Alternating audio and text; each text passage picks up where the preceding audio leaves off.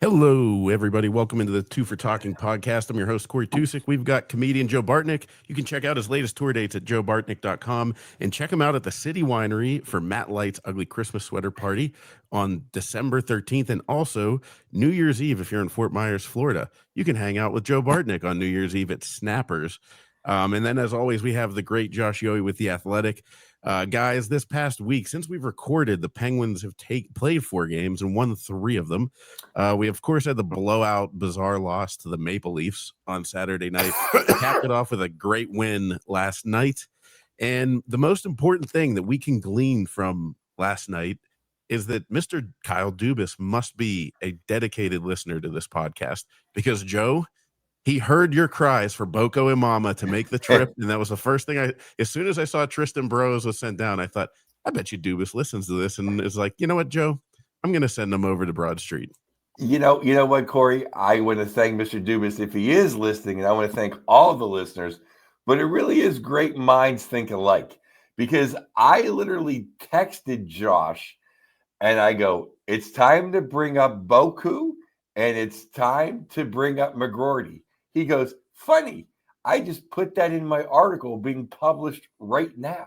And then I literally begged for it on my soft dub sponsored by DVE, my morning skate that I do just for DVE. I begged for it, and then lo and behold, it happened. And it was the most fulfilling roster we've had all year, Josh.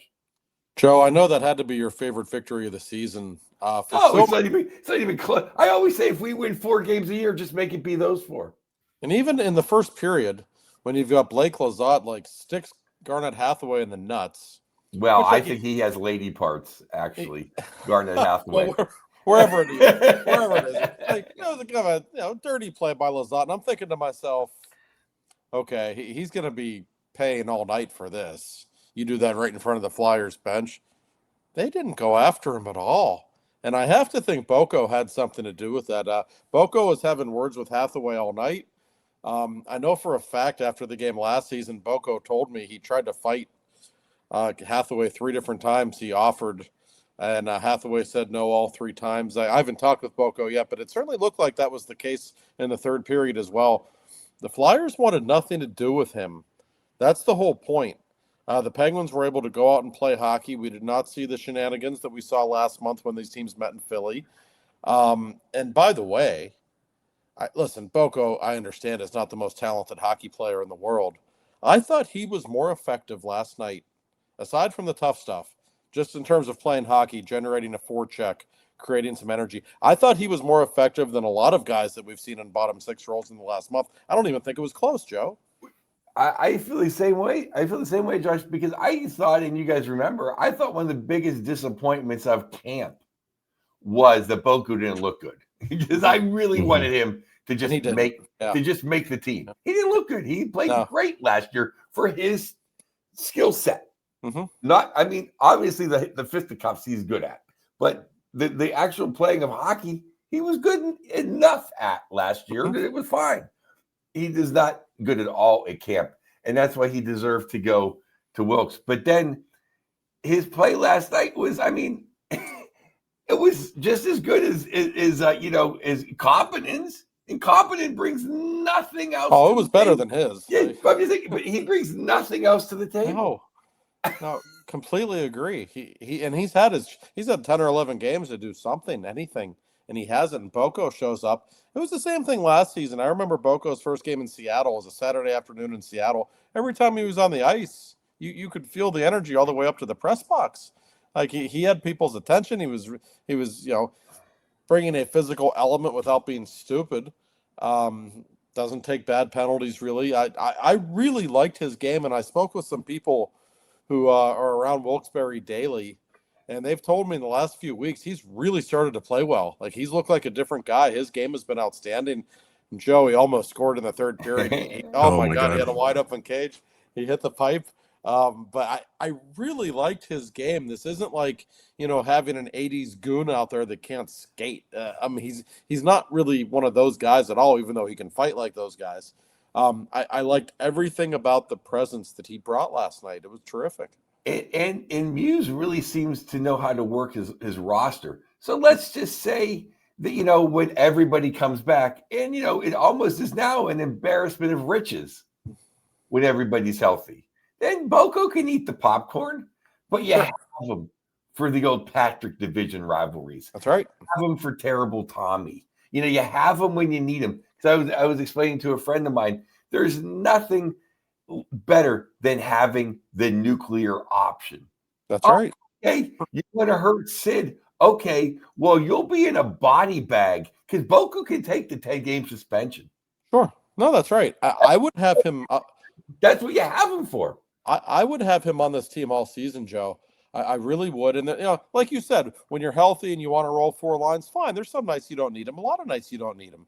But if you haven't played a game in 3 days and you're fresh and the big boys can play a couple of more minutes a night already, you don't really need to roll 4 lines. And you're playing against a team with a bunch of tough customers. Like Tampa Thursday night's a pretty big, nasty team. I would expect we'll see him in the lineup again. So you pick and choose when you use him. And I will tell you this, too, about his personality, Joe. And I know a lot of analytics people will wave their hand at this and say it doesn't matter. He is a popular guy in that locker room. They just like having him around. The energy he provides off the ice, which isn't really something that's all that measurable, but I think it's an important thing. They love him. And I always tell people this. I've been saying this for 15 years. Anytime you ask Sid or Gino, any tough customer they've had over the years, whether it be going back to Eric Goddard or Ryan Reeves, whoever, they just like having those guys around. They like going to war with those guys on the roster. They do. And whether anyone else likes it or not, if they like it, and if it makes them more comfortable, that's way more important than anything else. And you made a great point, Josh, a couple minutes ago. He doesn't take the stupid penalties. No. Which a lot of guys in his job description do. Yes. Oh, yeah. It's like they can't help themselves. They're just trying to get in the mix. No, he's really smart about it. And I asked him about that last year. And he makes me laugh the way he speaks. He says, I just like to play the game with honor, even though I punch people a lot. It's a good line. I like that. But I know what he means. He's not a cheap shot artist at all. I just really like what he brought to the table last night. I liked his game. It's the best the fourth line has looked in quite some time, quite frankly. That's a credit to him. I would absolutely leave him in the lineup Thursday night against a very, very good and red-hot Tampa team. And let's talk about the other guy who joined the lineup, Rucker McGroarty. He almost scored on one of his first shifts. He got the real pretty feed from Kendall, just missed the net. Joe, we've talked about the possibility of a kid line. We got it last night. Koivunen is still fighting the puck. Like, I've never seen a player who needs to just score a goal more. I really think if he just gets one, he'll relax and just start playing. Put him out there every time he has an empty net. Every time there's an empty net. Just get it over with. But you can see the playmaking ability he has. I thought that was the best Kendall's looked in a while.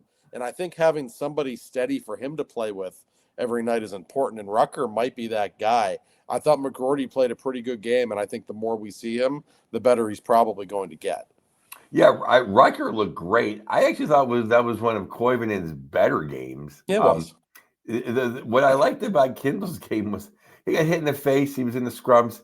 If we can teach him to hate Philly as much as Sid and Gino do, it's nice to bring the young kids up that way. That's right. No, it's a really good point. I think it was Couturier caught him at the end of the second period with a little cheap shot. Yeah. And of course, I don't think it was penalized because the funniest part about that game, boy, the Flyers caught almost every call. Man, did they get a lot of calls last night. And I love that the Penguins were just unflappable. They just, okay, we'll go kill the penalties. It's a bad call, but okay.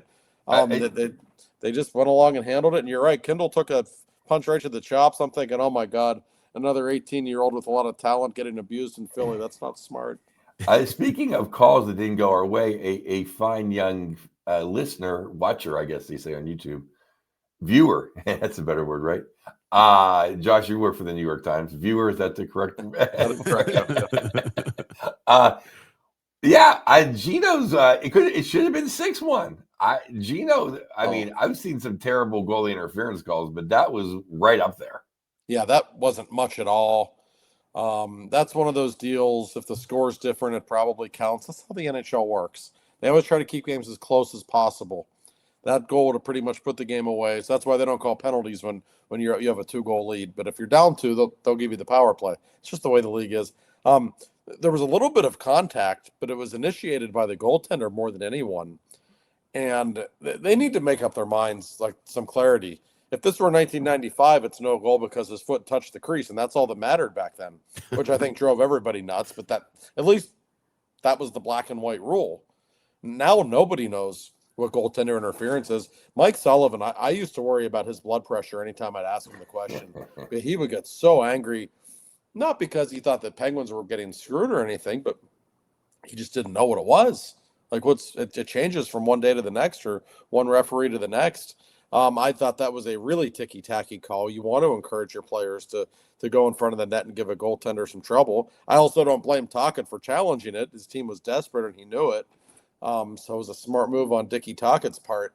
But that was a really, really touchy call. I didn't think the Penguins got any calls. I thought there was some gross embellishment by Konechny that didn't get called. We saw Kindle get high-sticked in the first period right in front of the ref. Borky was not very thrilled about that. He had a good look at it and saw the ref look at it. There were 2 or 3 calls that really went against the Penguins, which I think makes what they did last night all the more impressive. The Flyers go down easier than cold beer after you mowing the lawn. I mean, let's face facts. They do. They ever since Giroux, they always seem to find a way to fall down. Right. And speaking of the Flyers, historically speaking, yes, the Flyers have a lot of tough customers. I found myself thinking last night, if I were a member of the Broad Street Bullies and I'm watching that game last night and I see Trevor Zegras doing these head fakes in Connor Clifton's face and Clifton just staring at him, just daring him to drop the gloves. What is Trevor Zegras doing? And he's a good hockey player, but I don't know if that act's really going to go over in Philly long term. Those are tough fans, and there's absolutely nothing tough about what he was doing. How about them calling not Doers? What's his name? Sorry, I'm just drawing a blank. Erik Karlsson's partner, calling him the worst player in the league, and then he has that hell of a pass to spring Kevin Hayes on the breakaway. It's like anybody who thinks Parker Wotherspoon's not a good player needs their head examined. Yeah, thank you, Parker Wotherspoon.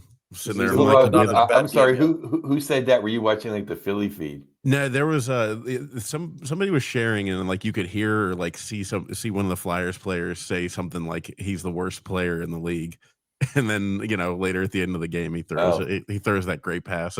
It's like Philly. They've been shooting themselves in the foot since 1975. It's funny because I was just saying on DVE that really there's so many positives to take from this season, but the fact that Parker Wotherspoon has been one of the best. Him and Karlsson are in the top 5 in shutdown defensemen. Yeah. They're up there with Taves and Makar.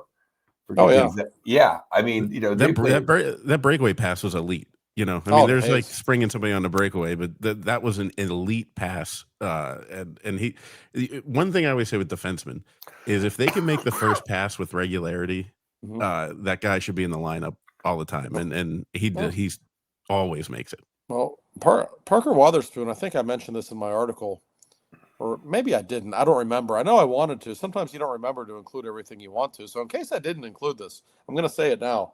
The Penguins have played 25 games this season. He hasn't had a bad game. He had one bad moment in Anaheim when he shot the puck over the glass with 2 minutes left. Penguins didn't kill the penalty. Okay, it happens. That guy has been a model of consistency for $1 million a season. And Dubas signed him for 2 years. So you have him for another year. I can't say enough about what a find he has been.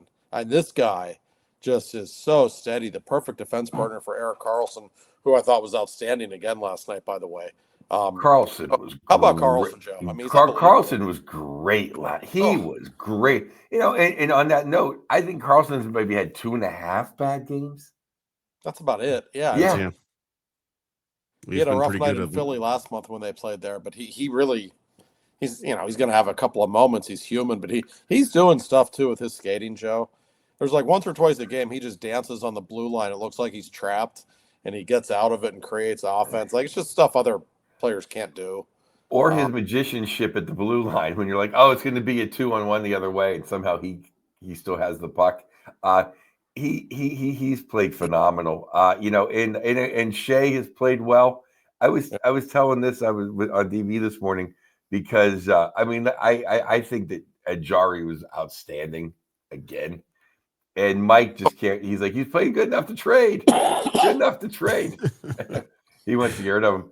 And I said, well, if you do that, then Miroshov has got to come up and play because I've lost all hope in Shilovs. But I'm just gonna say, I'm trying to make this point is who else has sneakily played good enough to trade almost? And that's Mr. Graves. Uh-huh. Yeah. I thought last night was his best game. I thought it was too. And he was playing tough last night in Philly. He was throwing some punches. I was like, oh, who is this guy? That's what made me think about it, though. He showed me something. I didn't really love his games the previous 2 nights. I didn't think he was very good against Toronto or Columbus. So I was thinking to myself entering this game, like, all right, maybe he's coming back down to earth a little bit here. He was really good last night. And yeah, he played with an edge. I don't know why he doesn't do it all the time. It drives you nuts when a guy that big, it's like, you're 6'5", 230, whatever you are. Like, for God's sake, will you please hit somebody in front of the net? Well, he was doing it last night, and he looked a little annoyed. I think the Flyers got under his skin a little bit. Maybe we need to see more of that, man. Maybe he's one of those guys who plays better when he's angry. I give him so much credit. He was outstanding. Like, Clifton and Dumba aren't great, but they're not going to kill you many nights either. Like, they're third-pairing guys, but they're okay. And I keep going back, Joe. Before the season, we said the single biggest problem with this team was the blue line. Hasn't been the case. Like, I have not liked Letang's game most nights. He's still making way too many mistakes. Although I will say one thing for Letang that I've picked up on. I think I'm right about it. The last 3 or 4 nights, I actually think he's skating better. Like, he looks like he's starting to get his legs back a little bit. He's jumping into the play and doing some good things. He just needs to stop making the mental mistakes in his own territory. It's just going to kill them. It's too much. Yeah, it seems like he's been bad. It seems like because it was such a shock to watch him actually play defensively responsible the first half of last year. Right. That maybe I thought that was possible. Because now it just seems like he's back to bad. It's like he's just bad. He's bad Letang all the time, but he's our Letang. Right. It's never going to change. It's never going to change. No, you couldn't expect him at 38 to just change the way he plays. And I've seen, like I said, there have been some encouraging signs in his game. He won the game in Columbus in overtime, and I see him jumping into the play. He's made some. I think he set up Mantha last night. I mean, he made some really good-looking plays in the offensive zone the last 3 or 4 nights. So if he's going to bring more of that to the table, you can live with some of the defensive mistakes. But some of the mistakes he makes just drives you crazy. It's just hockey 101 stuff. Well, yeah, Josh, because that's what gets me about Christopher is offensively, I think he's actually played better in the offensive zone as far as hitting the net, doing different things. I think he's not pinching as erroneously as he used to. I just think his play in his own end has not been good. He's like chasing behind the net. He's chasing in the corner. He's looking around. Someone will have a tap in, and it's like, well, where's Letang? Oh, he's standing right there looking the other way. It's like he's not playing good defense. Right. He always has a look on his face like, it wasn't my fault. He's always great for that. There's never been a penalty that he was guilty of either. But and the thing about Chris, though, like this is more like when Chris was in his prime. He always had this reputation for being a great offensive guy and not a great defensive guy. I thought that was a little bit unfair. I thought he was the guy who made bad decisions sometimes, who would jump into the play when he shouldn't. But in his prime, I actually thought he was really good in his own zone. He was so unbelievably strong. You couldn't knock him off the puck. A great one-on-one player. You just give him, hey, that's your guy, one-on-one rush. Nobody's ever going to beat him, right? But that's the part of his game that I think has started to slip a little bit. And that's the frustrating thing with him. You can see the look on Ryan Shea's face. You want to be like, hey, here's Dumo's phone number. Give him a call. You guys can have a drink and share some stories. But that's just the way it is playing with Chris. But he's got to be better, though. He needs to just knock off the huge mistakes. You're absolutely right, though, because I remember when everyone was all enthralled with him, like say like 13, 14, 15. I'm like, I just want him to play defensively responsible. And like, it's like just play better defense. Like, yeah, you can do all the offense you want, but if you're just giving up goal, because in those days I was just so mad. I thought he was the most exciting defenseman in hockey because the puck is going in the net in one direction or the other. Right. You just don't know which one. Sometimes he would just need an assignment. Like there were games even then when Ovechkin was still close to his prime When he'd be Right. on the left wing and Chris played on. Chris would shut him down because he couldn't Yep. skate around him. Like Yeah. So when you had that objective, just hey, you watch Ovi tonight.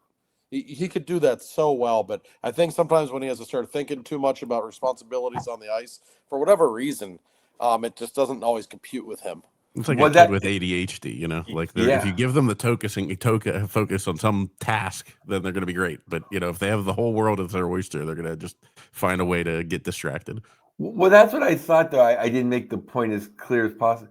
Like, that's what I thought like in 13, 14, 15, 16, I thought it's like his incessant pinching and is always in the wrong position was bad. But I thought when he was actually in his zone, he played tough.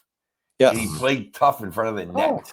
And he played absolutely. tough, and he would rock you in the corner. And he was much more solid defenseman in his own zone than people. You're absolutely right, Josh. Right. I just couldn't stand how he was always up ice. Oh, he's actually a really good penalty killer when he's focused on it. Like he has all the physical attributes. He's great at clearing the puck because his wrists are so strong. He's really good he's always been their strongest, most sturdy defenseman in front of the net. And you know, he has all those attributes. But boy, we talk about like defensive zone coverage and how it's not always great. How many times has he been the guy responsible for that bad defensive zone coverage? I'm not saying it's every time, but it's been him far too often for a 38-year-old guy. You can't have your veterans playing that way. Yeah, when you're watching the game, listeners, and you see the defenseman that's standing there without their touching any forward when the puck goes in the net, just wait for the replay and you'll see why. You're like, oh, okay, that was his mistake. Yes. I don't know what you want to get to, Corey, but I would like to just think about what's happening because I think guys are starting to come back. Mm-hmm. Yep. Actually, it's kind of what I was going to go to. So go for it. Oh, okay. No, I just, my guy is starting to heat up a little bit. Terrific Tommy Novak. Mm-hmm. He is. And I mean, Braz can't lose his job from injury. I mean, Braz has to go. Braz has to play. You have to bring back the mutant line. So then do you break up the kid line? I don't think you break up the kid. Does he go? If Kovanen doesn't wake up, he'll probably go there. Well, if you think about it, all the lines have been impacted, right? So at some point in December, Ricard Raquel's back. Right. When he comes back, he's going right to the top line with Sid and Rusty. I don't think that's debatable. And you're right. Brazeau's going to go right back on the left wing with Evgeny Malkin and Tony Mantha. There's no question. Okay, we know that fourth line. We keep forgetting, I think, about Noel Acciari and how good he was for a stretch. Right. And it sounds silly saying it because nobody wanted him on the team 2 months ago. But for whatever reason, Lazat, Dewar, and Acciari, that fourth line works. So I don't think you touch that line. So that leaves you the third line. Kindle's your center. Rucker's going to be your left wing. So on the right wing, I guess the question is it Koivunen or is it Tommy Novak? If you're completely healthy, I suspect it would be Novak. He hasn't been great. He's been better. He did have a couple of really pretty primary assists in the game in Columbus. That was a nice game for him. So he's starting to bring some things to the table, Joe. I don't think he's I think he had a good week, Josh. I think he's had a good week. And he's not a complete player. You'd like to see him go to the net more. You'd like to see him shoot more, all that stuff. But you also see that skill level, and you don't want to take him out of the lineup, right? No, it gets back to my thing of I think I went Hayes and Wilkes-Barre. Sorry, I know he's popular, but I've said it since September. Because then that makes Imama and Koivunen your popcorn eaters, right? Right, and that's well. Honestly, if Koivunen were coming out of the lineup, he's the one that would go down because they want him to play every night, which he should be, and that's fine. That's you can always bring him up if somebody gets hurt, so that's a possibility as well. And hey, Koivunen has a chance to play right now on this kid line, and if that line gets hot, then okay, maybe they have some other decisions to make. I don't know what they will be, and the reality is somebody else is going to get hurt because it's hockey, and that's the way it goes. So there's always going to be another lineup spot for somebody, but it's kind of exciting. I actually just wrote a column that just published a few minutes ago at The Athletic, where I wrote if you're a Penguins fan, you have a right to feel pretty excited right now because they weren't great in November, but they kind of survived all these injuries. They're still in playoff position. And now every line's about to get better in the next couple of weeks when they get healthy. That is no small deal. Yeah. No. And my kind of thought that I wanted to ask you guys about it was, I mean, it looks pretty clear that when they're healthy, they're a playoff team, especially in the East. Uh, it- can they survive though with injuries? Because like they don't have depth. That's the problem that bothers. Like you look at okay, like hey, we've got more than 12 NHL forwards, but it feels like we have almost three lines plus like two lines worth of fourth liners, if that makes sense. So it's like if they can be a playoff team, they can maybe do some damage in the playoffs, but like you lose a Raquel or you lose a Brezzo or both at the same time in the playoffs, like that's where I kind of felt like November went sideways for us. But what do you guys think? Is there enough depth? Can somebody step up, or is it going to have to be Tommy Novak and or Koivunen to figure it out? Yes, I mean, but I did think that I it did go sideways. I think they had a little bit of Raquel, Brazo, and Achari fatigue. I don't think you lose everybody and feel the same way. And a little bit, I think, was a little bit, and I give Dubas, if not an A plus, an A minus, and I would give Muse the same thing. But I do think they could have maybe leaned on a Bros or somebody different than a Heinen or a Koppinen for a couple games there. I do think it kind of got a little stale, got a little Selly-esque. Yeah, they probably energy. They probably left that lineup intact a little too long, in my opinion. But okay, I get it. It's going to happen. They only have so much depth right now, as Corey alluded to. When you're a rebuilding team, you're not always going to have these guys. But, if you need Danton Heinen for a couple of games, he's not going to kill you. He's got a history of being a guy who can score 15 goals at the NHL level, so that's okay. And to be honest, Corey, when I thought about your question and what kind of depth they have, can they survive with injuries, all I really thought about was Tristan Jarry. And if he keeps playing like this, yeah, they probably can survive a little bit. They probably are a playoff team if he keeps playing like this. If he doesn't, that becomes an issue because, like Joe said, Artie Shilov's all of a sudden, he was a total disaster his last couple of games. That late goal he allowed in Sweden in the first game over there, he doesn't seem to have recovered from that. And Miroshov looked pretty good. But Miroshov, they ideally want to keep in Wilkes-Barre most of this year. Now they won't do it if they need him. But I just keep going back to Jarry, and as crazy as it sounds on a team with Crosby and Malkin, in terms of making the playoffs, he's probably their single most important player. I would agree with that, except for the fact that Sid is just playing like Sid. That he is. He is on pace for 59 goals as we speak. Yeah, I mean, if Sid wasn't Sid. But I will say this, though, and I'm going to ask Josh your opinion.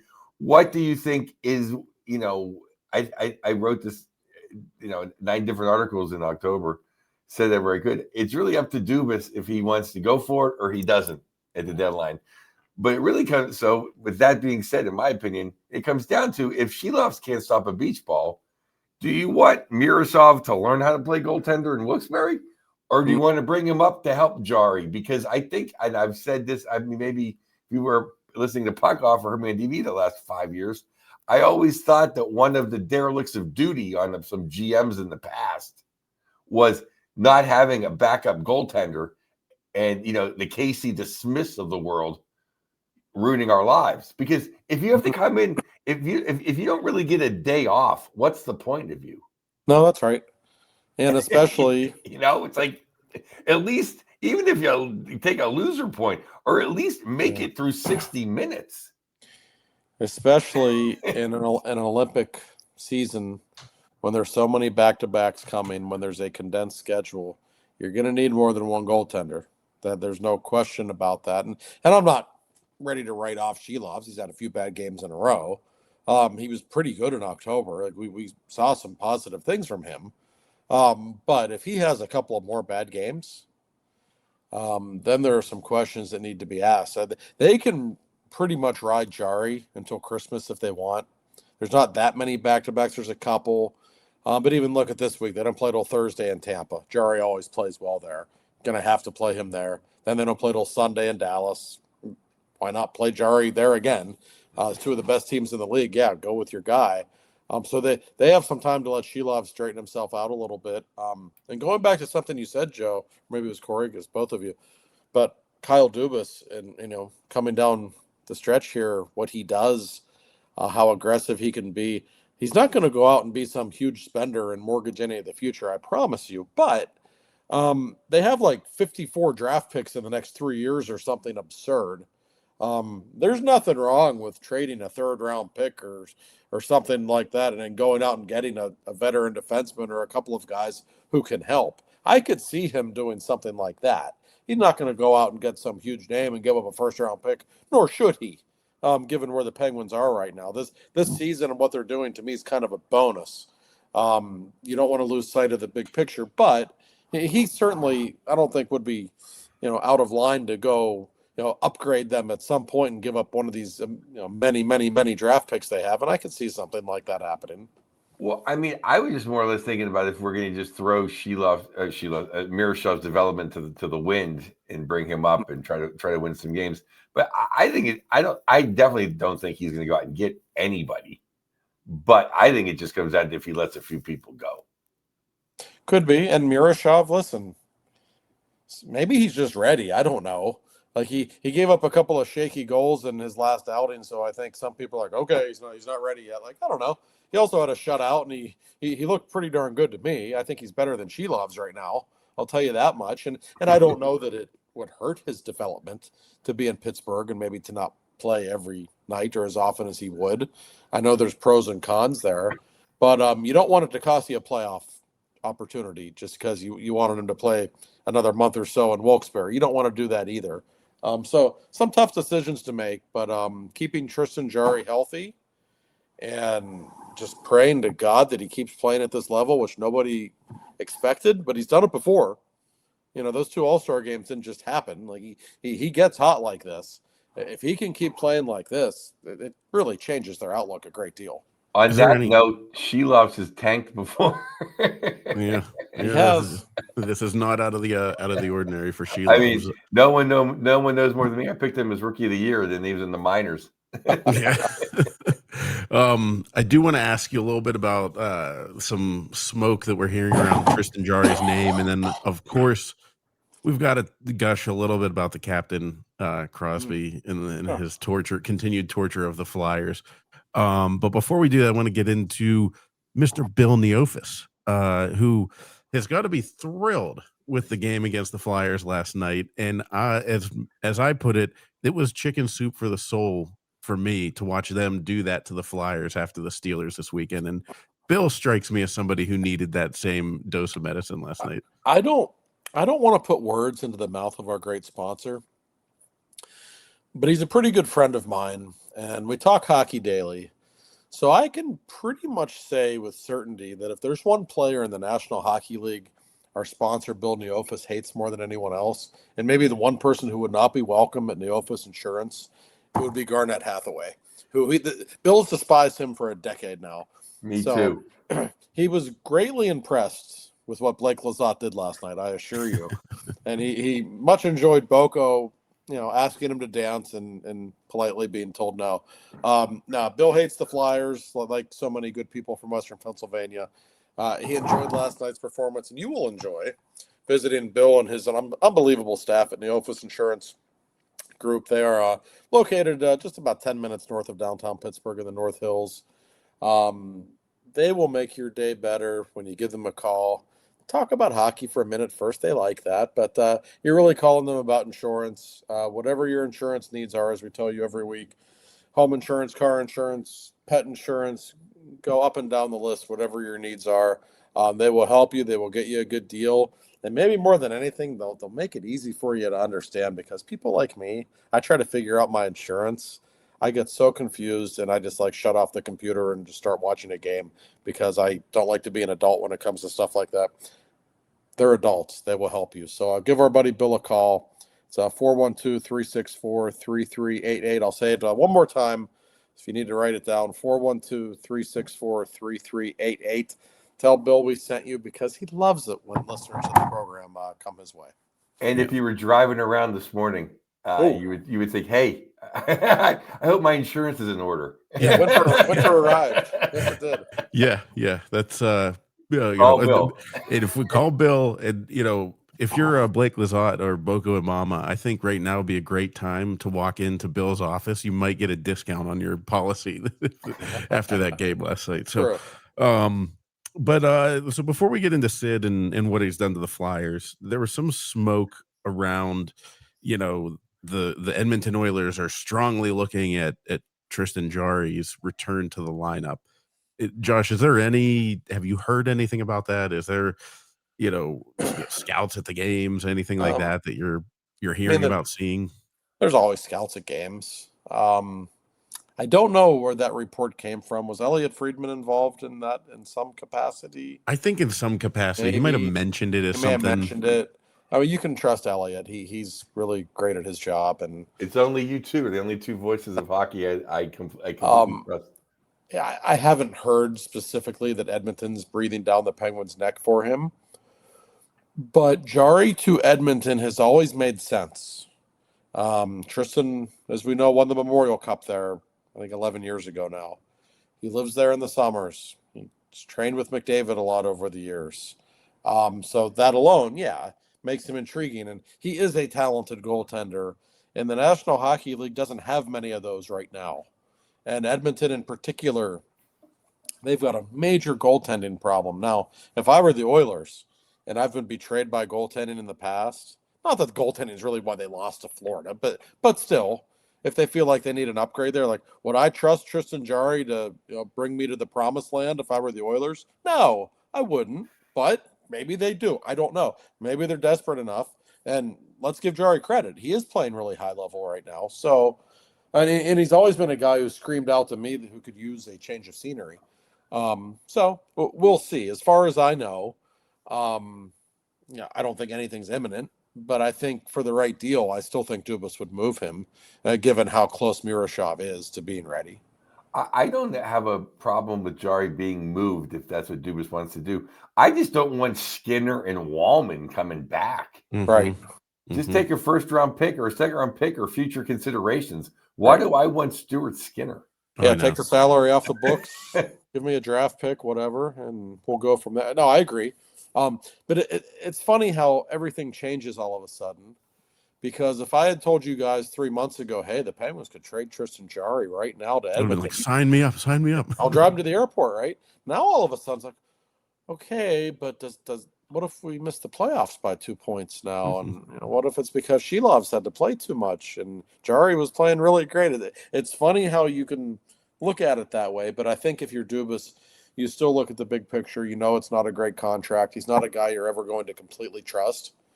So I think he would probably move him. But a lot of it depends on Miroshov, who, by the way, has been great since going back to Wilkes-Barre. First game, I think he stopped 28 of 29 or whatever. It's a matter of time until he's ready. We know that. So I don't think it's imminent. It strikes me as something that would still more likely happen in the summer than it would. We don't see goalies traded during the season very often for a reason.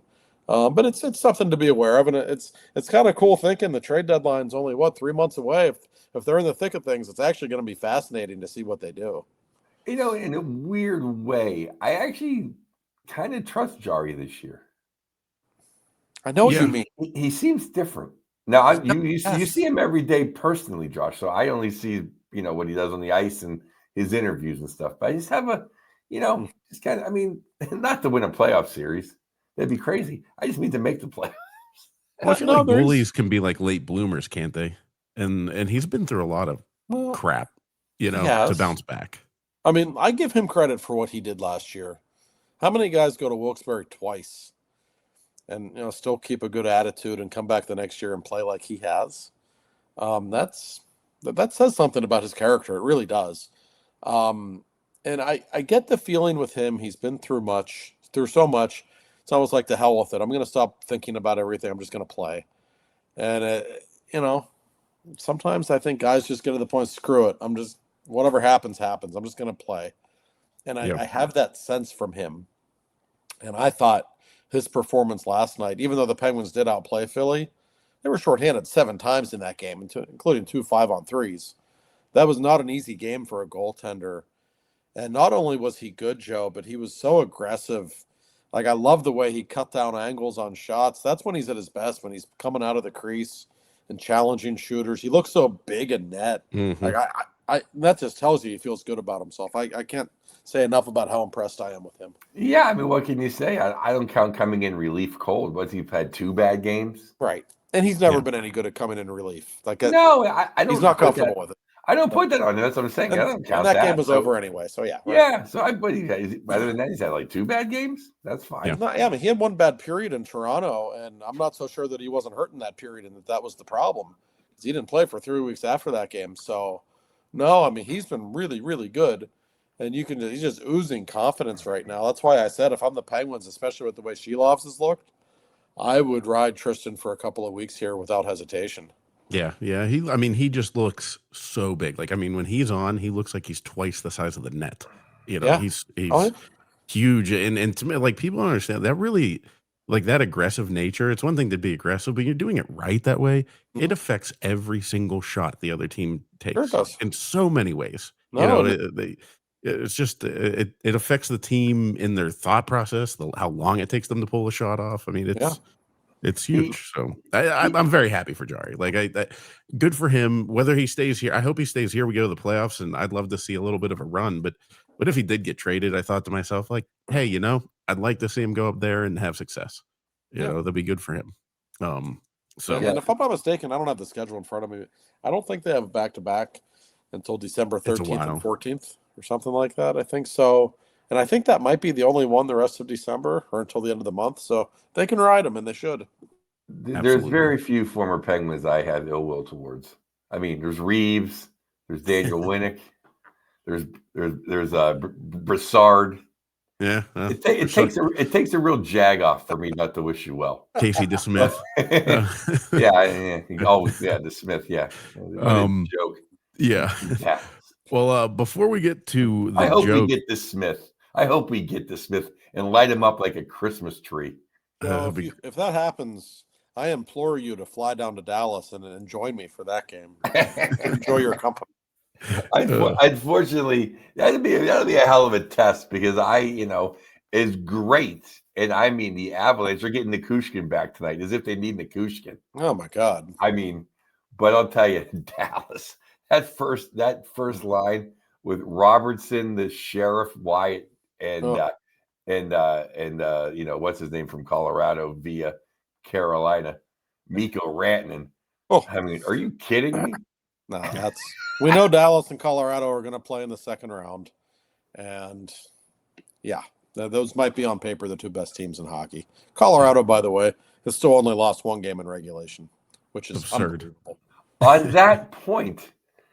Philly's got like 6 or 7 shootout wins. Yep. If you take those away, they're really like a mediocre team. I will say Tocchet, and of course we love Tocchet as much as he's done a good job with that roster. He's done a great job with that. You look at that roster. That roster minus. I do like the kid that got hurt, Forster. He's a good player. Yeah, and I've always respected Konechny. The rest of that team is pretty much garbage. No, he just doesn't have a lot of talent to work with. And you mentioned that the Penguins. I tweeted this morning. There are only 4 teams in the entire National Hockey League who have fewer regulation losses than the Penguins this season. Penguins only lost 7 games in regulation. I know that's not Avs level, but I think it's the Avs, the Kings, Vegas, and Dallas are the only 4 teams who have fewer regulation losses than the Penguins. That tells you just how competitive night in and night out they have been. That is really a telling statistic, and they still have, I believe, the 7th best plus-minus goal differential in the National Hockey League, which I always like using that number if you want to kind of get a collective feel for how well a team is playing, for how good a team is. You have the 7th best goal differential in the league. That's pretty good. Well, if you hit the button on NHL.com, for league, we're 7th or 8th in the league. Mm-hmm. That's what killed me about losing to Toronto, because I thought the first loss to Toronto after the second period was maybe the most dominant period of Penguin hockey since Mario and Artie and Ronnie were on the same team. I mean, that was Yager Mario stuff, and to lose to them made me sick, and then to lose Saturday made me sick because all you have to hear is the media in Toronto. It's just terrible. They're By the way, always very rational. speaking of that game, I know the Penguins lost 7-2. Like, I didn't feel like they were dominated to that extreme. No. Like, I thought Shelov's had a really bad game. I thought the Leafs were very opportunistic. The Penguins could have scored 5 or 6 goals that night. Like, they actually played with a lot of energy. They had Mantha flubbed on an empty net. Lizotte was stopped on a breakaway. I think they had a couple of other posts, like a couple of glorious opportunities. They just didn't finish. Like, I didn't think they were good that game, but that felt like it should have been a 6-5 game, not a 7-2 game. So I didn't sense that the Penguins, and I think they knew that, and I don't think they were as discouraged after that game as you may have thought they would be, because it wasn't really like they were that savagely outplayed. I don't really think they were. Just kind of a weird game. Yeah. It was like there's times when you lose and you're like, wow, that felt like, I mean, there's times when you lose 3-1 and it felt like it was an 8-1 Boy, we loss. sucked. We were never going to win this game, right? Yeah. That one, like you said, if Shelovs doesn't play, or plays better, that's probably a 1-goal game. Maybe 2 goals with an empty net. So I didn't feel. Well, it just hurt, guys, because I was watching that game on a National Hockey League feed, so I had to have the Hockey Night in Canada team, and just but I mean, you talk about a sinking ship. I mean, that crew. I mean, they don't even really have Elliott on anymore. They don't have the great, and I mean the great Nick Kyprios. Kipper. They have Ron McLean, who's a turncoat. I mean, he couldn't stab Don Cherry in the back any faster. The only guy I have less. The only our old fat drunk GM or president of hockey. The only guy I have less respect for in hockey, who has a better. Everyone. Oh, Ron McLean. Ron McLean stabbed Don Cherry in the back. People get mad at me when I say this, but I've met Don Cherry. He was like the nicest guy in the world. Actually, I think a lot of people don't understand Don's an entertainer, and he doesn't always take himself as seriously as everybody else did. I don't think so. I still remember, Joe, my first ever road game on the Penguins beat. It was 2009, beginning of the season. We're in Toronto, my first ever road game. So I'm like, no clue what to do, right? And I'm walking around the press box at the end of the first intermission, and there's this little television where Cherry comes on for the coach's corner, and every member of the Toronto media was just standing in a semicircle, like around it, listening to it like it was gospel. And I remember thinking, like, this is pretty cool, actually. This is pretty funny. Like, I think I took a picture of it. Like, look at all these people like standing around Don Cherry, but it was okay. I actually kind of miss him saying idiotic things during games. It was entertaining. Plus the fact, you know how much charity work he did. Oh, more than everybody else on that panel combined. No, Don Cherry truly loves Canada. Whatever you think about him, he really does. I didn't like the way his career was unceremoniously ended. McLean's and that panel now is just, oh my God, the lady, what is she doing? And then is there anyone ever been more mid than Bieksa? And they pretend like he was Scott Stevens. Oh, it's that. It's eerie to what it used to be. Right. When it used to be Elliott and Kipper and Don Cherry to what it is now, it's like a joke. Yeah, I'm sorry you had to watch the Canadian feed, Joe. That sucks. It was really good in the 16-17 Cup years. Back then, I mean, before ESPN took over broadcasting rights, I would use a VPN to be able to watch through the NHL app, and then I could watch the Canadian broadcast because I always was like, oh, they're so much better. No offense, local guys. It was just, especially, I mean, once it got to NBC for the playoffs, it was like, no, give me the CBC broadcast but yeah, it's gone downhill since. And Don Cherry was great. Like, he was entertaining, it was a buffoonery. I mean, it's fun, people like wrestling for a reason, you know what I mean? It's just the hot stove with Kipper. The hot stove with Kipper and Elliott was the best. Yeah, it was like you waited all week to see what they were going to say. Now they got this chick up there, blah blah blah. But what are you talking about? Their intermission reports were like must see TV. So, before we get to something that's not must see TV, which would be the Steelers, do we have to? Yeah, we do. I know. let's just gush a little bit. I want to point this out. Sidney Crosby, 59 goals and 137 points against the Philadelphia Flyers. Has somebody ever owned a franchise like this? Like I'm trying to remember Mario.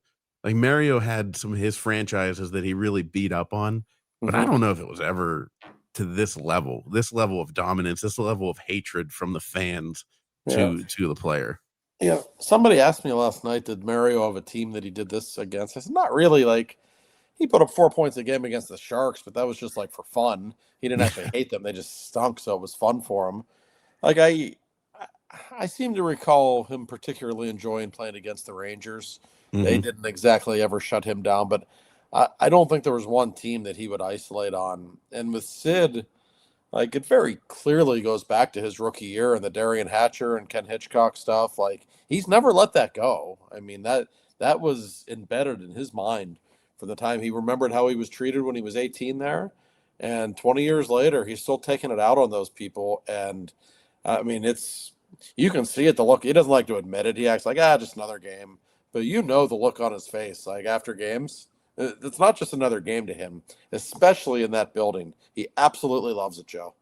Well, yeah, and I blame Captain Kangaroo, Ken Hitchcock, for most of the problems that Sid's had for his reputation in the league. Yeah, he kind of soiled his reputation just because of the way Hitchcock. Yeah, because he beat him. Have another donut, Ken Hitchcock. He's on the Andy Reid diet plan. That makes me think one of the best quotes ever. Who was that said, "Oh, why don't you have another donut, you fatty?" Sean fell to the referee. Was it the Koharski? Was it? Yeah, the Koharski. Yeah. No, but it's like because he couldn't beat him, so he had to had to talk about him being a whiner. It's like and let's face it, Sid could have done things a little differently his first couple of years, but after that, it's like the kid's 18 years old and you're breaking his teeth. That's right. No, and he, that's followed him around forever, though. I mean, he still has to hear it from certain fan bases, and the way they've treated him in Philly over the years. On one level, you can say it's disgusting, but on another level, it's great because it just brings out such emotions in fans. I don't think professional sports has rivalries like that as much as it once did. I don't really think Steelers fans hate the Ravens the way they did 20 years ago, and I don't think Lakers fans hate the Celtics the way they did in the 80s. Like you can go down the list. I don't think there's as much of that in sports, and I don't think that's a good thing.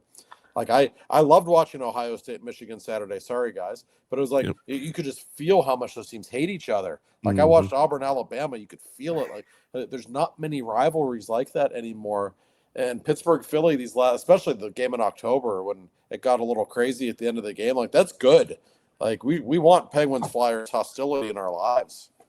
No, I mean I think right now it's one of the 2 or 3 best rivalries. It's always been in the top 3, but it hasn't wavered. It hasn't wavered. I know it's toned down a little bit, but Edmonton and Calgary for a couple of years, especially when Tkachuk was there. Right. Oh boy, that was some intense stuff, and that's good. I think that's so important for the league. I think we get away from that sometimes. So yeah, they treat Sid like crap in Philly. Let them keep doing it because he obviously uses it as motivation. He's one of those athletes, like guys like Michael Jordan. Like Sid's got a little bit of that in him. There's like a killer streak in him that just give him a reason to be motivated, and he will be even better, even sharper, and do anything to beat you. And we've seen it over the years with him. He just doesn't like those people. He's acknowledged it over the years, and I think he takes great pleasure in scoring goals. That's like 29 goals he scored in that building now. It's just, I mean, it's ridiculous. It really is. It's one of the best. I mean, I know I told him before, but that was one of the road games I've gone to as a fan. Was in Philly, and I was like, you know what? I'm gonna go all decked out, all Penguin stuff, and just accept my fate and see what happens. And it was in 2010, and the Flyers scored in like the first minute. And I looked at my brother. I was like, this is miserable. And then Sidney Crosby has 2 goals and 2 assists, and the Penguins win 5-1. And I was like, this is great. This is the best day of my life. And he looked to tell about it, which is great. So. Yeah, nothing. Oh, not for almost getting jumped after the game. That almost happened, but Here's something to make you happy though, Corey. I just want to throw this out while we're throwing that. Penguins prospects lead NCAA in every category. Oh my God, I know. Will Horkoff, 18 goals, 26 points for the University of Michigan, and Zam Plant, 17 assists. Yeah, and like you cannot Will Horkoff. We cannot discount the fact that he's listed as a sophomore. He's 18. He was a senior in high school last year. Yeah, technically. I mean, it's I went up to watch them play against Gavin McKenna, and I know like people probably say I'm crazy for saying it, but I'm like, I think Will Horkoff was the best player on the ice that night. Like, I think he was better. Not saying he's going to be better than Gavin McKenna down the road, but I don't see how this kid stays at Michigan if he keeps playing like this. The Penguins are going to give him a call and say, "Hey, we got a little piece of paper for you to sign, and we'd like you to be in the NHL." Martone, the Flyer prospect and Flyer fan in Michigan State, they go at it. Michigan versus That's this Michigan weekend. State on CBS Sports Network Friday night. So the Penguins are off on Friday night. So if you're at home, check it out. I just one more. I just want to point. If we do bring Horkoff up at the deadline, that'd be great. Or when he graduates when his season's over. But an interesting thing, Mike was talking to me about this. He asked me if I thought Gino wanted to. I said he asked me why we're playing so well, and I said I just think Gino has something in him this year. He wants to go out with his best effort and on top and in the playoffs. And he said, "Do you think he wants to play another season?" And I said, "Well, he wants to play." He said, I think according to Josh Yohe, he only wants to play for the Penguins. Is that correct? That's your report, right? It is. Yeah. Okay. Yeah.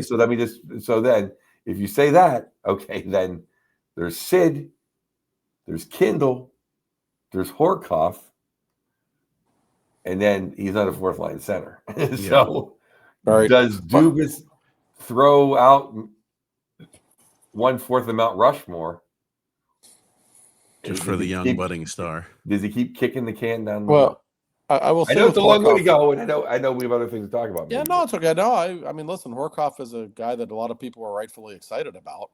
I actually got so bored during the Penguins Leafs game Saturday when it was 7-2 or whatever. I went on to ESPN Plus, and they actually had the Harvard Michigan game on, and I saw Horkoff win it in overtime. Everybody in the organization is thrilled beyond words with that kid. I don't think we're going to see him in Pittsburgh for another year at least, though. I really. That sure sounds like the plan for him. And big guys usually take a little longer, those big power forward types. But I think it's pretty clear this is a kid who has a chance to be a top 6 force. They really, really like him. I think he'll probably be a winger in the NHL, although we'll see.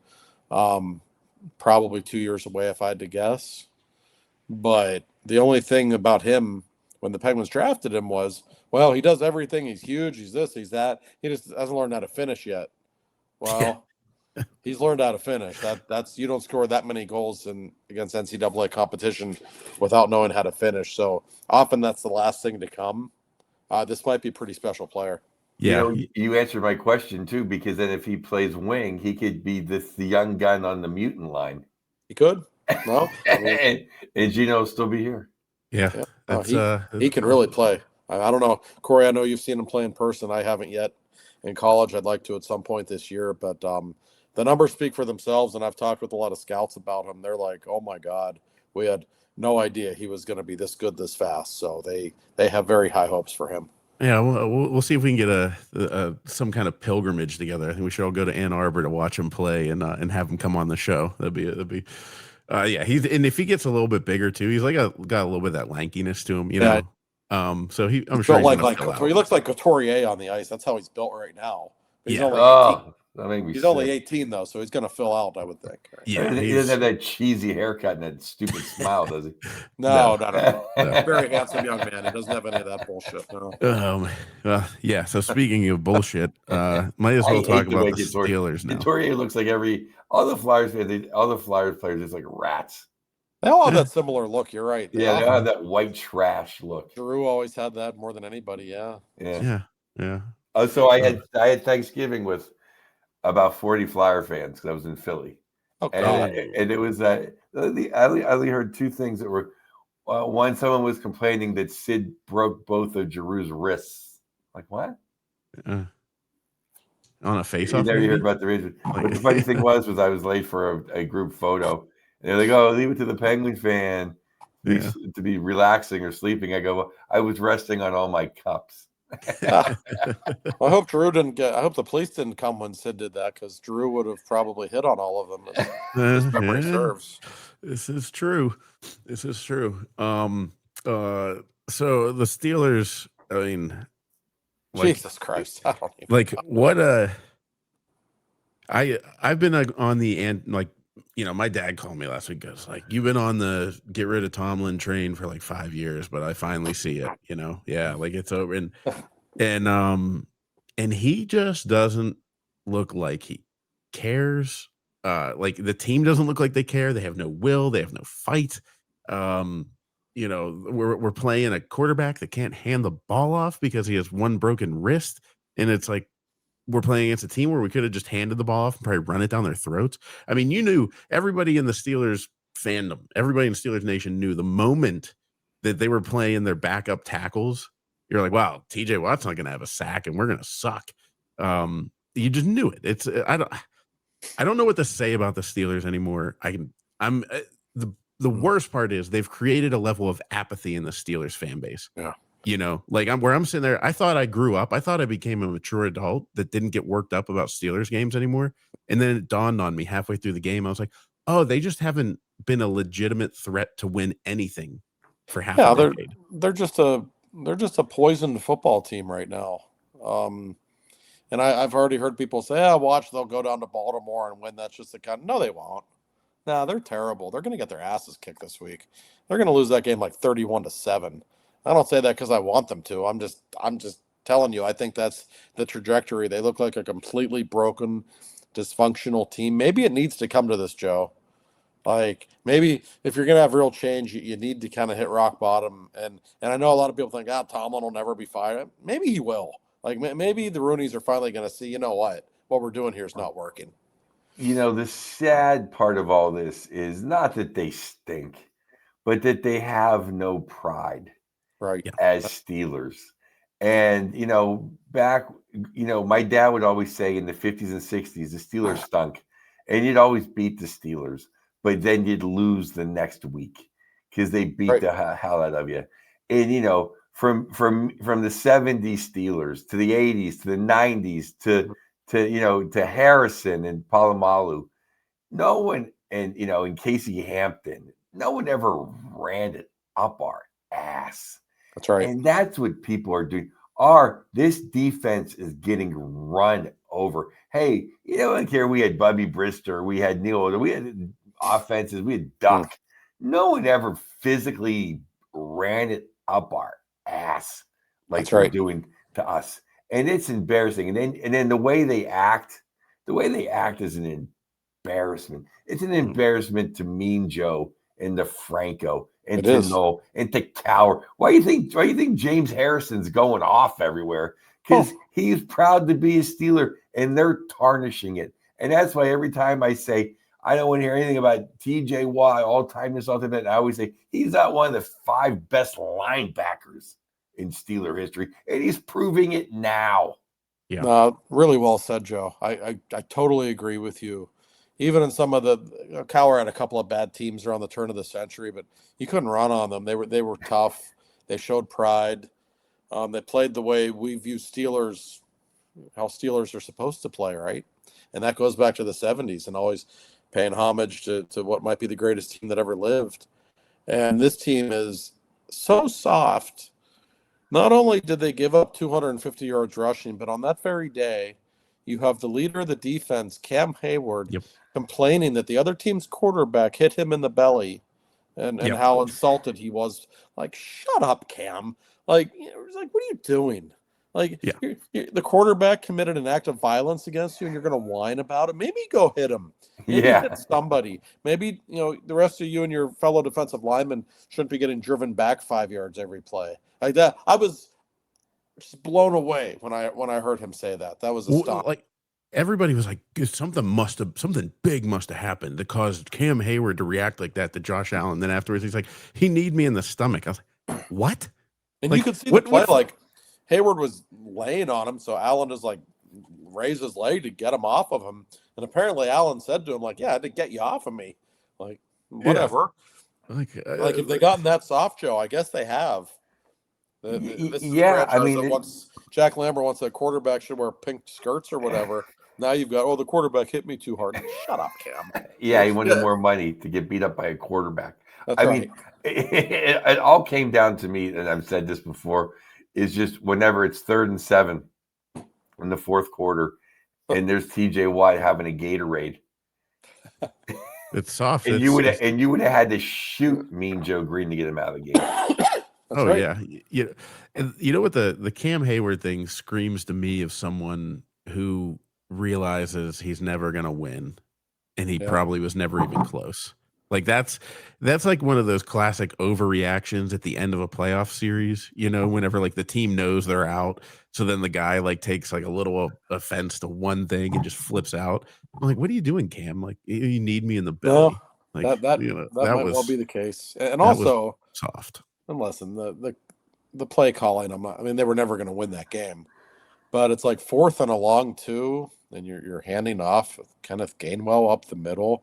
And did you see the reaction from Rodgers? Like literally, as he was getting tackled for a loss, Rodgers gave it the Pittsburgh wave like that, which was clearly directed toward the play call.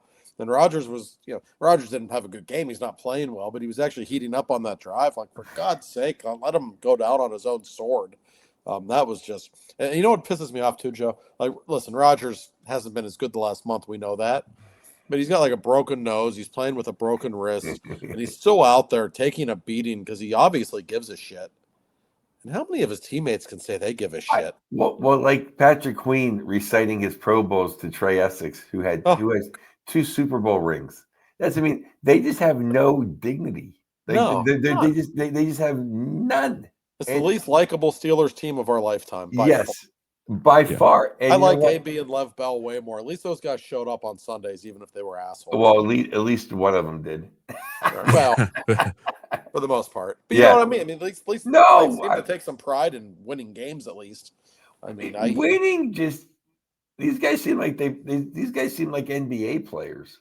Like winning's like 5th on their most important thing to do. 100%. The whole franchise just needs a complete do-over, doesn't it? You can just feel it. The culture has got to get shocked. The culture, just everything. The lack of talent. I don't think they have as much talent as people think. I think they're too old. I think they're poorly coached. How many Bills fans were there, Joe? Looked like about 20,000 people wearing red and blue hoodies. Like, that's not good. Tom Brady calls games, right? And he's allowed to work with the Raiders, right? Right. Okay. I think the Steelers need to hire Bill Cowher as just executive VP, just an overseer. Yeah. Just to sit in an office somewhere, just be like, you don't act like a Steeler. Like, I'd be okay with that. Like, we don't need you anymore. He's a Pittsburgh guy. He's from Pittsburgh. He's a Steeler coach. He's in the Hall of Fame. It's like just to oversee everything, not to coach the team, not to be just to have everyone's best interests. And I don't want Mike Tomlin anywhere near the next franchise QB. I don't want him at the draft. I don't want him, it's not just I don't want him coaching. I don't want his fingerprints on anything that goes on in the future. I don't think he's equipped to handle it. I don't think he's equipped to put together a team that's going to win in today's NFL. I don't want him anywhere near it. I don't want Arthur Smith around it. No. Why would you want Tomlin and Arthur Smith around a 22-year-old quarterback with talent? Well, and this is the derelict of duty, like not having a backup goaltender. How do you not have a number 2 wide receiver? Oh, yeah. There was Like, There was one. how do you for 2 years not have a number 2 receiver? There was one play I think it was the second quarter. Maybe Rodgers actually made a really nice throw, and then you remembered Calvin Austin was 5'2" and he just couldn't bring it down. I think Tony Romo even said, "Yeah, if you have like a bigger guy there, or if that maybe he brings it down, like because it was a perfect throw." But your number 2 receivers, like I saw Calvin Austin in person in September. Nice kid. He's got to be 5'6". He's the smallest NFL player I've ever seen by far. He's like smaller than Gary Anderson. That's your number 2 receiver. Like I don't know who. I think I say Gary Coleman. I don't know who Roman Wilson pissed off. Obviously, they don't like him that much. But you're going to bring in Aaron Rodgers and have no weapons and play 3 tight ends every play, but then never throw to Pat Freiermuth, and you still don't run the ball that well. I'm convinced Tomlin would make any offensive player suck. If George Pickens was still here, he'd have like DK Metcalf numbers right now. He wouldn't have the numbers he has. I'll tell you exactly. that. I agree. It's hubris is the word, right? Like, isn't it funny if Tomlin would have just left like 3 years ago, and he could be sitting on the set at ESPN or wherever he's at, he would be God, making a ton of money, less stress. I know, still be in the Hall of Fame, sure. Oh, of course. No, I agree. And I do think we see this in sports. We saw it with Dan Bilesma, who I like and I have respect for. But guys like him and Tomlin, I think when they win championships at a really young age, they both were in their 30s. I think when you're that successful, that young, you're not really ever going to change what you did. Sometimes you have to change with the times. And I truly think the game has passed Mike Tomlin by. I absolutely believe that. Even though he's still a young man for a coach, he's been in the NFL for more than 25 years. It's just a different game now. Not many people can adapt the way Andy Reid or Bill Belichick did for that long. It's just most people can't. Is he just in the forest and he can't see the trees or whatever that term is? Because I don't know how you can just watch any other NFL game and just see the people throw the ball downfield. Maybe. I don't know how you can miss that fact. Maybe you need 3 wide receivers that can all catch the. I said this. How can Alabama have 3 NFL receivers and the Steelers don't? Well, I agree, and maybe he's always been something of a fraud, and maybe when he showed up, he had Dick LeBeau and Bruce Arians and guys like that who made him look a hell of a lot better than he was. And maybe he brought a lot of energy, and I'm not saying Tomlin doesn't have his strengths, but he clearly he inherited a much better coaching staff than the one he put together. I don't think there's any denying that. Oh God! I mean, if it wasn't for his coaching staff that he inherited, we don't win another Super Bowl. Right. Look at Terrell Austin's numbers, like at other NFL stops. This has never been a good defensive coordinator anywhere he has been. Well, no. I've always said that Tomlin's the guy you want to hang out with. He's the guy. He's the guy you want to Monday through Saturday. You love him as your coach. Yeah. If you're casting a movie, he's a great coach. They make no halftime adjustments. No. Like, what do they do? They all go get orange slices at halftime? I mean, what do they do? And they have an ongoing NFL record. I think it's 62 games now in a row where they've not scored more than 7 points in the first quarter. Teams usually script out the first 10 or 15 plays. There's a reason they've only had 7 points or fewer for the equivalent of 4 straight seasons in every single game. And look at what they do on the first drive after halftime. I mean, it's all you need to know about. I think somebody said there's 6 games that they were leading. I think it was 6 games or 4 games, and they're 0-4. They were leading at halftime and they've had the lead in every game this season. I think. Yep. They've had the lead. I think there were only 2 teams. Yeah, Rob King said the other teams that have had a lead in every game are 24-5. Something like I mean, it's. Well, that's the thing. They're not devoid of talent. No, that's what I don't understand about that defense. They run the same play 10 times in a row. You think you just say, you know what, we're going to put 5 guys right there and tackle somebody. And you can see, how does that? I mean, there are people on former coaches who know the game really well, who like Tomlin, who don't want to take shots at him. I was watching Rex Ryan on ESPN the other day. And he likes Tomlin, so he doesn't want to. But he even said, I can't believe I'm watching the Pittsburgh Steelers defense right now, which is really his way of saying, what's going on there? What are they doing? Because it's not even if they're old, It's not like T.J. Watt and Highsmith and Hayward and Herbig, like Queen, that Jalen Ramsey. These guys don't all suddenly suck. Like it doesn't work that way.